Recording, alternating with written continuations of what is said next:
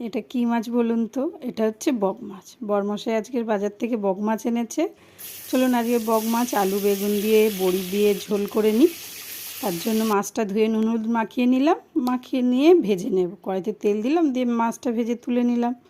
ওই তেলেই কালো জিরে দিলাম, দিয়ে আলু বেগুনটা একটু নুন হলুদ দিয়ে ভেজে নেব। নিয়ে এই মশলাটা দিয়ে দিলাম, এটা হচ্ছে জিরে আর লঙ্কা দিয়ে বাটা মশলা। তারপর নুন হলুদ দিলাম, দিয়ে ভালো করে কষিয়ে নিলাম। নিয়ে এবারে জল ঢেলে দেব। বড়িটা কিন্তু আমি আগেই ভেজে তুলে নিয়েছিলাম মাছের সাথে। জল ঢেলে দিলাম, দিয়ে ভালো করে ফুটে গেলে তারপরে এই যে বড়িটা আর মাছটা দিয়ে দিলাম। দিয়ে মাছটা ভালো করে ঝোলটা এবার ভালো করে ফুটিয়ে নেব। এই যে ফুটিয়ে নিলাম, নিয়ে নামিয়ে ফেলবো। আমার চ্যানেলে নতুন বন্ধু যদি কেউ হয়ে থাকো তাহলে সাবস্ক্রাইব করবেন কিন্তু।